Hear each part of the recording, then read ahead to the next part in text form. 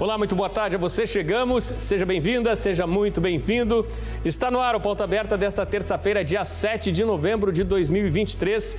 Este é seu noticiário da tarde aqui na TV Evangelizar. A você de todo o país, sempre ligadinho com a gente, muito obrigado pelo carinho da sua companhia. E vamos juntos, então, a partir de agora, com os nossos destaques do jornal de hoje. Estudo da Confederação Nacional do Comércio de Bens e Serviços aponta que cai proporcionalmente o número de famílias endividadas no país. Renegociação de dívidas. Os estudantes com dívidas no FIES já conseguem ajustar as contas, com chances de descontos de até 99% em alguns dos casos. Vamos mostrar no Pauta Aberta de hoje também ferramenta do governo federal que vai ampliar a comunicação com o cidadão para antecipar os alertas de desastres naturais. Ainda falando em tecnologia, a Convenção sobre Ecossistemas de Inovação e Robótica movimentou a cidade de Toledo, no oeste do Paraná. A guerra entre Israel e o Hamas está completando um mês neste 7 de novembro. E hoje o primeiro-ministro Benjamin Netanyahu, de Israel, mais uma vez rejeitou o cessar-fogo, apesar de novos apelos humanitários. E na segunda reportagem da nossa série Aqui e Agora, a sobrecarga de informações em nossas mentes em tempos de novas expansões e incontáveis facilidades no universo digital. Fique ligadinho com a gente, o Pauta Aberta começou.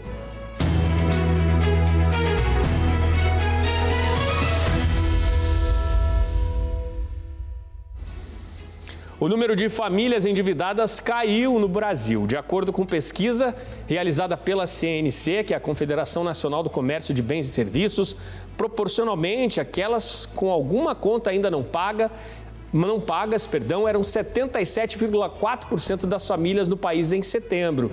Em outubro, o percentual diminuiu, 76,9% das famílias brasileiras. O nível das famílias endividadas hoje, de acordo com o que indicou a pesquisa, é o menor desde fevereiro do ano passado. A fatia dos chamados inadimplentes também recuou. Veio de 30,2% em setembro para 29,7% no mês de outubro. Os números de outubro do ano passado apontam que as famílias com contas em atraso eram 30,3%, ou seja, significa também um recuo importante de um ano para cá. Ao analisar essa redução nos números, a Confederação do Comércio explica que as possibilidades mais amplas vindas das políticas de transferência de renda e também o aumento da oferta de postos de trabalho no mercado formal contribuíram para que a busca por crédito diminuísse de forma geral no país. Pela pesquisa, são consideradas dívidas aquelas contas que vão vencer no cartão de crédito, no carnê da loja, no cheque especial, no empréstimo consignado, no cheque pré-datado, no crédito pessoal, também nas prestações do carro e da casa. Entre os que têm renda familiar de até 3 salários, a proporção dos endividados caiu de 79,4% para 78,7%. Na classe média baixa, onde estão aqueles com renda entre 3 e 5 salários mínimos, o recuo veio de 77,9% para 77,2%. As dívidas aumentaram proporcionalmente para aqueles com renda entre 5 e 10 salários mínimos, de 74,3% em setembro para 74,9% em outubro. Entre aqueles com renda acima dos 10 salários, o endividamento manteve a estabilidade em 74,9%. A inadimplência sofreu movimentação parecida, de acordo com o mesmo estudo da Confederação Nacional do Comércio. Caiu entre as pessoas que ganham menos, subiu para aquele grupo com rendas entre 5 e 10 salários mínimos e manteve-se estável naqueles com renda acima dos 10 salários. O último levantamento também indica que 13% das famílias afirmaram que não têm condições de pagar as contas atrasadas, que 48,5% dos consumidores têm atrasos de mais de 90 dias e que a dívida no cartão de crédito é a que mais pega. Foi a mais citada por 87% dos entrevistados, seguida pelas contas dos carnês, 17%, do crédito pessoal, 9,4%, do financiamento da casa, 8%, e do financiamento do carro, 7,8%. E por falar em contas a pagar, estudantes que têm dívidas com o FIES, o Fundo de Financiamento Estudantil, já podem renegociar essas dívidas com possibilidades de até 99% de desconto. É isso mesmo, algumas possibilidades. O repórter Léo Coelho tem mais detalhes para a gente. Os estudantes com dívidas no FIES, o Fundo de Financiamento Estudantil, já podem começar a renegociar o saldo nas agências da Caixa Econômica e do Banco do Brasil. Segundo o governo federal, mais de 1.200.000 universitários ou formados, incluindo os beneficiários do Cadastro Único, poderão renegociar os débitos. Os valores em atraso chegam a cerca de 54 bilhões de reais. Dependendo do contrato, até 99% do montante da dívida e até 100% de juros e multas poderão ser abatidos na renegociação. A medida vale para estudantes com contratos firmados do FIES até o fim de 2017 e débitos vencidos até junho deste ano. A lei que autoriza a renegociação já foi sancionada pelo presidente Luiz Inácio Lula da Silva e apelidada de Desenrola Educação. Este ano, os investimentos estrangeiros no país recuaram aproximadamente 40% até setembro. Essa foi a menor entrada de investimentos estrangeiros diretos desde 2020, quando estávamos no auge da pandemia de Covid. Os números foram divulgados esta semana pelo Banco Central. Os estrangeiros trouxeram 41,63 bilhões de dólares em investimentos na parcial de 2023, contra 68,83 bilhões de dólares no mesmo período do ano passado, o que equivale a 40% a menos de investimentos no país. O ingresso registrado na parcial deste ano também é o menor desde 2020, quando foi registrada a entrada de 31,220 bilhões de dólares no país entre janeiro e setembro. A série histórica do Banco Central para este indicador teve início em 1995. A queda na entrada de investimentos estrangeiros diretos este ano acontece em meio a um cenário de forte desaceleração da economia mundial.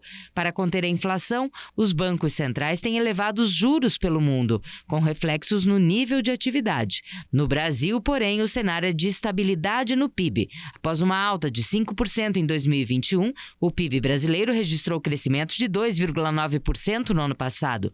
Mas o Banco Central projeta um rombo de 45 bilhões de dólares nas contas externas em 2023. Já os gastos de brasileiros no exterior somam 1 bilhão e 240 milhões de dólares em setembro deste ano, com alta frequente ao mesmo mês do ano passado, quando totalizaram 907 milhões de dólares. Nos 9 primeiros meses deste ano, as despesas no exterior somaram 10,97 bilhões de dólares contra 8,99 bilhões de dólares no mesmo período de 2022.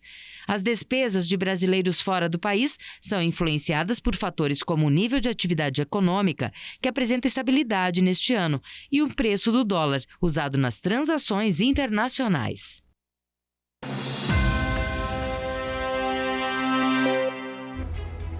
As chuvas neste mês de novembro vão ficar abaixo da média nas regiões Norte e Nordeste e acima da média nas demais regiões do país. A previsão é do Instituto Nacional de Meteorologia, o INMET. E para aperfeiçoar a comunicação dos alertas para a população sobre riscos de desastres naturais, o governo federal prepara agora uma nova tecnologia para se somar aos alertas por SMS. O clima em novembro será marcado por chuvas abaixo da média no norte e nordeste e acima da média nas demais regiões do país. E o calor também vai estar presente em muitas localidades, onde os termômetros podem superar os 30 graus. A informação é do INMET, o Instituto Nacional de Meteorologia, que prevê ainda que até 16 de novembro o fenômeno El Niño poderá provocar grandes volumes de chuvas no sul e sudeste. Em anos de El Niño, normalmente no Rio Grande do Sul, a precipitação normalmente fica abaixo da média, ou seja, um período mais chuvoso, enquanto que na região norte e nordeste a chuva é mais volumosa. Principalmente na região sul, tanto no mês de novembro quanto no mês de dezembro, indica aí chuvas acima da média. E também em áreas de São Paulo, áreas do Rio de Janeiro também com chuvas acima da média durante o mês de novembro. Para aperfeiçoar a comunicação com os moradores, o Centro Nacional de Gerenciamento de Riscos e Desastres da Defesa Civil Nacional anunciou que até o início do ano que vem, o governo vai uma nova ferramenta para enviar avisos e alertas toda vez que for previsto um risco de desastre natural muito crítico. A população não vai precisar fazer o cadastro. A mensagem chegará aos celulares automaticamente e o atual alerta via SMS vai continuar. O governo federal está envidando esforços juntamente com a Anatel para nós fazermos o lançamento de uma ferramenta cuja nova tecnologia enviará avisos e alertas diretamente para a população compulsoriamente. Então, nós cremos que até janeiro de 2024, essa ferramenta já deverá ter sido implementada pelo governo federal e a população será a maior beneficiada com o lançamento dessa nova ferramenta. Ainda falando em tecnologia, vamos para Toledo, região oeste do Paraná. Por lá foi realizada a Big Data, uma convenção sobre os ecossistemas de inovação. O evento proporcionou aos visitantes desafios de robôs e de drones, palestras e cursos para fortalecer a criação de um ambiente mais propício às áreas da tecnologia. O nome Big Data faz referência à cidade maior produtora de suínos do oeste do Paraná, Toledo.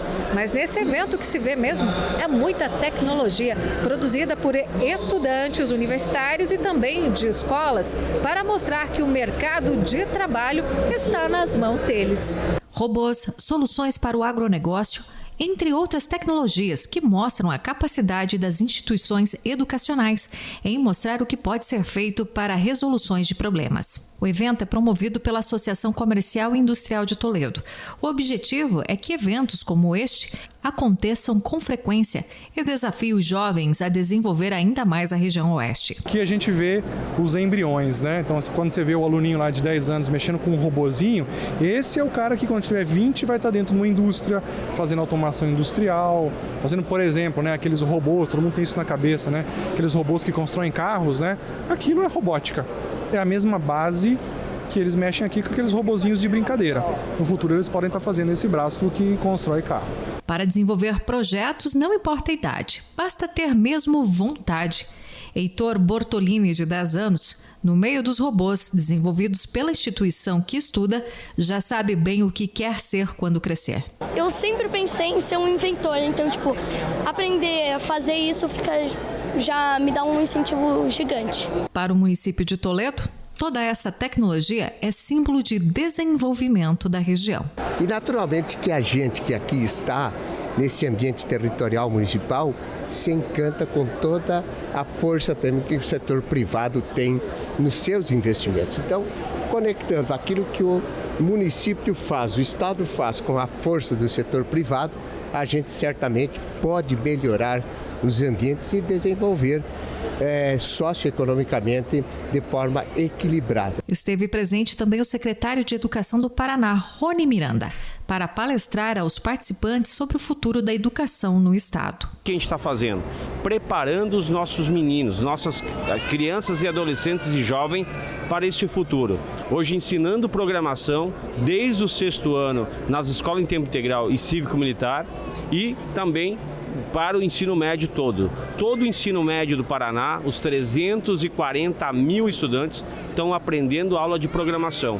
A gente quer tornar esses meninos já sair da escola minimamente com a profissão, preparado para o mercado de trabalho. É preparar o jovem para o futuro. No próximo bloco você vai ver o primeiro-ministro de Israel, Benjamin Netanyahu, rejeita cessar fogo na guerra contra o Hamas, que nesta terça-feira completou um mês, apesar dos tantos apelos insistentes para uma trégua humanitária na região da faixa de Gaza. Você vai ver ainda, cidades mineiras estão em alerta com a suspeita de 3 crianças que podem ter morrido no município de São João del Rei, no intervalo de apenas um mês. Confira depois do intervalo.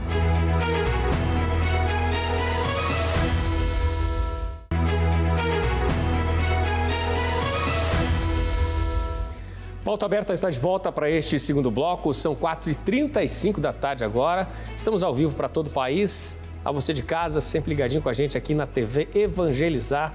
Muito obrigado pela companhia.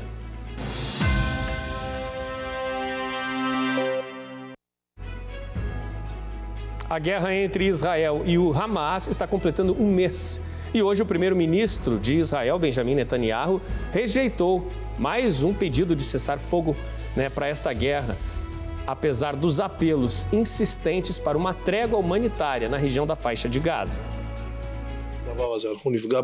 Um mês de conflito e uma longa guerra adiante. No dia 7 de outubro, o movimento islamita Hamas atacou o território israelense, deixando 1.400 mortos, além de levar para a faixa de Gaza mais de 200 pessoas feitas reféns. Nesta terça-feira, as autoridades israelenses voltaram a rejeitar um cessar-fogo.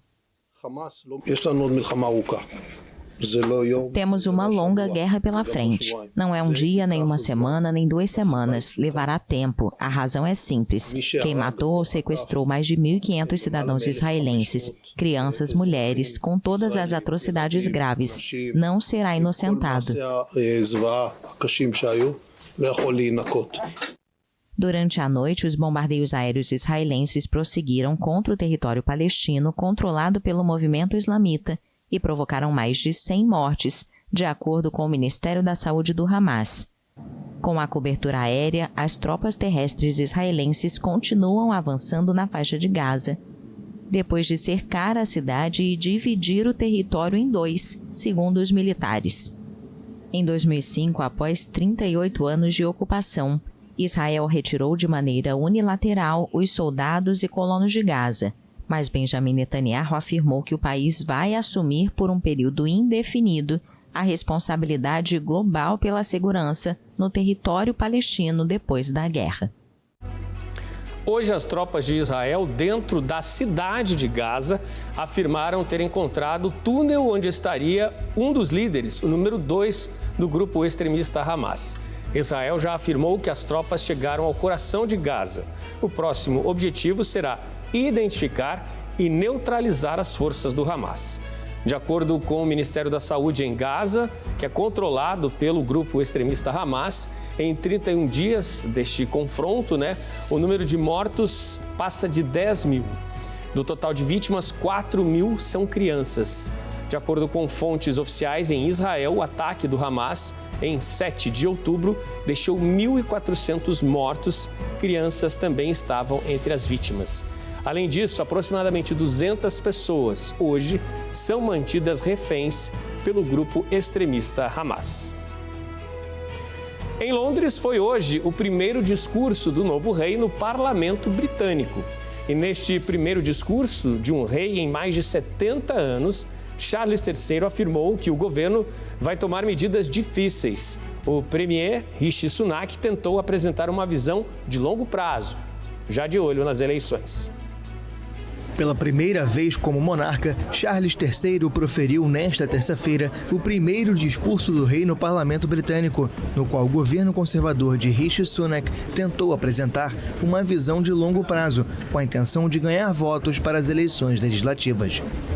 Para perpetuar o legado da mãe, Charles cumpriu o ritual da vida política britânica, que marca o início da última sessão parlamentar antes das próximas eleições, que devem acontecer até janeiro de 2025.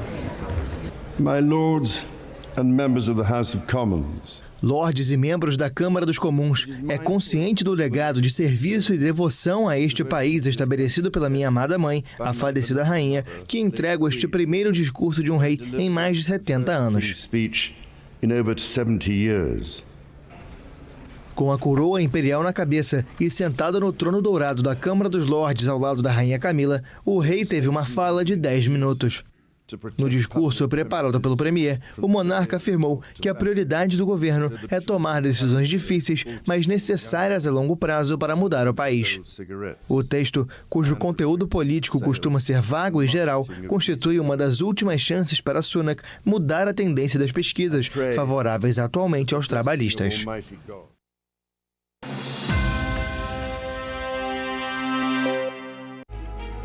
Cidades mineiras estão em alerta depois Morte de 3 crianças no município de São João del Rei no intervalo de apenas um mês. Nosso repórter, o Lucas Marconsoni, conversou com uma médica que explica os principais sintomas da infecção causada pela bactéria Streptococcus, a escarlatina, que provoca manchas avermelhadas pelo corpo e deixa a língua muito vermelha e com um aspecto de uma framboesa.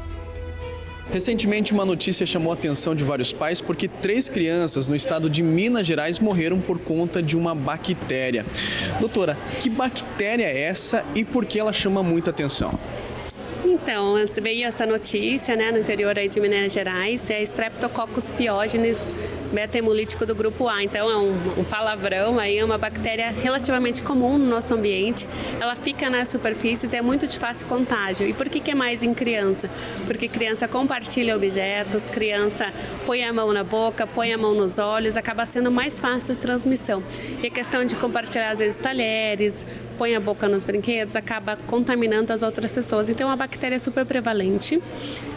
Ela pode dar uma dor de garganta, pode dar uma faringite que a gente fala, Mas pode levar, por exemplo, a náuseas, diarreia, vômitos, sintomas comuns ao nosso dia a dia. Às vezes acaba a gente não fazendo o diagnóstico do Streptococcus pyogenes, mas tem alguns casos que pode levar a septicemia. O que é isso? Uma infecção generalizada. Então a pessoa às vezes tem uma pneumonia e uma infecção na corrente sanguínea. Por isso que daí a importância, você procurar atendimento médico se tiver sintomas de dor de garganta, febre, mal-estar, queda do estado geral, alteração de comportamento, sempre consultar com o seu médico assistente, com o seu pediatra, sempre procurar atendimento, porque a gente nunca sabe quando é grave ou não, Então, qualquer sintoma, procurar rapidamente um médico.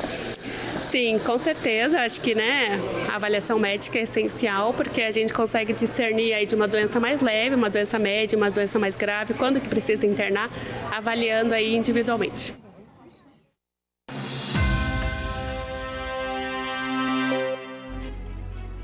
Notícia que chega agora à nossa redação de Brasília. A Comissão de Constituição e Justiça do Senado aprovou por 20 votos a 6, agora à tarde, o texto base da PEC, a proposta de emenda à Constituição da reforma tributária. Os integrantes da CCJ ainda precisam analisar os destaques, ou seja, as possíveis alterações em trechos do texto principal aprovado. A aprovação da reforma tributária na CCJ representa, sim, mais um avanço nessa discussão, que já dura quase 30 anos, sobre um novo sistema tributário no país. O relator da proposta de reforma tributária, o senador Eduardo Braga, acatou novas emendas. Uma delas garante a devolução aos consumidores de baixa renda do imposto pago, por exemplo, na compra do botijão de gás. O relator destacou ainda a criação de uma trava para limitar o aumento da carga tributária. Ele destacou ainda que o objetivo é garantir o fundamento da neutralidade da carga tributária. A CCJ realizou 9 audiências públicas para debater a proposta. Ao todo, foram apresentadas 777 sugestões de mudanças ao texto. O texto deve ser levado ainda nesta semana ao plenário do Senado, mas o governo ainda avalia se terá votos suficientes para aprovar a versão atual. Destaque aí nessa reforma tributária, a proposta de ter um imposto único, que acumularia vários impostos tributados hoje ao cidadão brasileiro neste imposto único. Também é uma das propostas que está no texto base.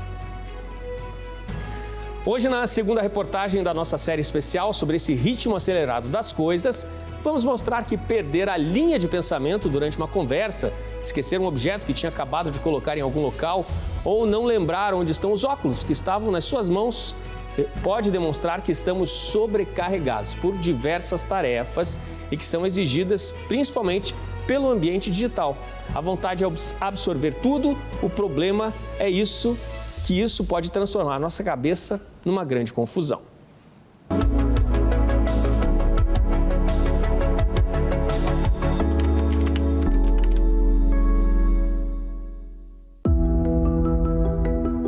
A dificuldade em manter o foco é só uma das consequências desse mundo tecnológico e hiperconectado em que vivemos.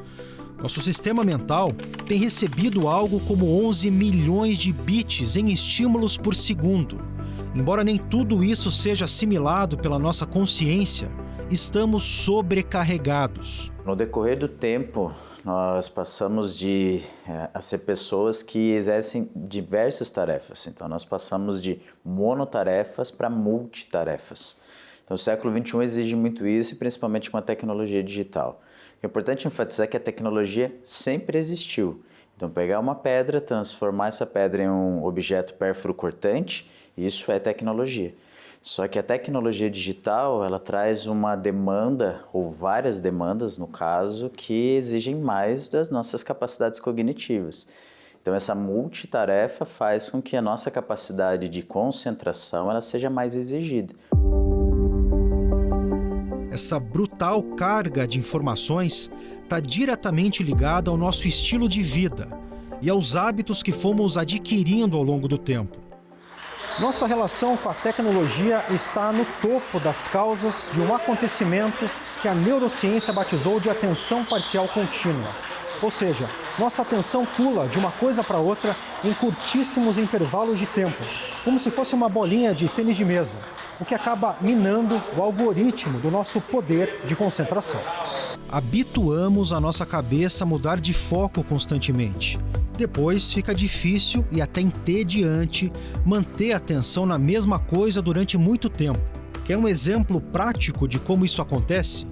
É só olhar para as redes sociais, com seus vídeos curtos e hipnotizantes. Então, tem algumas técnicas, uma delas é a rolagem infinita. Então, a rolagem infinita ela é feita para nos entreter e não nos tirar dali. Ela é feita para a gente não acabar o nosso conteúdo. Porque pense assim, se você seguir 300 pessoas, e essas pessoas, nem todas elas publicam todos os dias, e etc. Se você estivesse naquele universo só de quem você segue, de quem você conscientemente quer escolher consumir conteúdo, se você ficar bastante tempo no celular, uma hora ia acabar. Uma hora ia falar assim, olha... Tinha uma época até que o Instagram dava essa informação, assim, você acabou de ver tudo que há de novo nas últimas 24 horas, etc. Mas isso era muito 1% em cima de todo o resto da estrutura da engenharia de design que é feita para que você não saia. Nos Estados Unidos, pesquisadores fizeram as contas e chegaram à seguinte conclusão. O tempo máximo que temos conseguido focar numa única tarefa fica entre 3 e 5 minutos, mais rápido que uma jogada de ping-pong. O nosso cérebro precisa se concentrar, né? A atenção, ela depende de uma concentração naquele estímulo e não prestarmos atenção nos outros estímulos de distração que vão acontecendo ao mesmo tempo. Porém, frequentemente nós precisamos dividir a nossa atenção, mudando de foco rapidamente. Então, estamos, por exemplo, numa conversa em grupo e algumas pessoas começam a conversar separadamente e aí nós ficamos divididos entre prestar atenção no geral ou naquele grupo específico, né? E isso no dia a dia, estamos lendo, toca o nosso celular, estamos conversando, alguém interrompe, estamos dirigindo, que é uma situação que precisa de plena atenção e vem uma distração, seja em áudio, seja no ambiente externo, ou seja o telefone celular, o que é um perigo ao trânsito. Então, frequentemente nós precisamos dividir essa atenção. E se nós dividirmos demais, não conseguimos focar, isso vai afetar no aprendizado. O problema é que a cada distração, nosso cérebro leva um tempo para achar o fio da meada novamente. E aí, tchau produtividade. Porque se você não está inteiro, se você não está no presente, você perde sua capacidade cognitiva. Então você não consegue dar o melhor naquela tarefa que você está executando. Nós fomos criados antes da internet para ter atenção em um só texto. A escola é o melhor exemplo disso, né? Pediam para a gente ter silêncio e prestar atenção em um só professor, em uma só informação, por 1 hora, por 40 minutos. As novas gerações, vamos pensar aí que tem gente completando 18 anos, em 2023, nasceu em 2005. Essa geração nasceu com a internet, com as redes sociais, com os smartphones. Eles convivem de uma outra maneira com essas múltiplas tarefas simultâneas.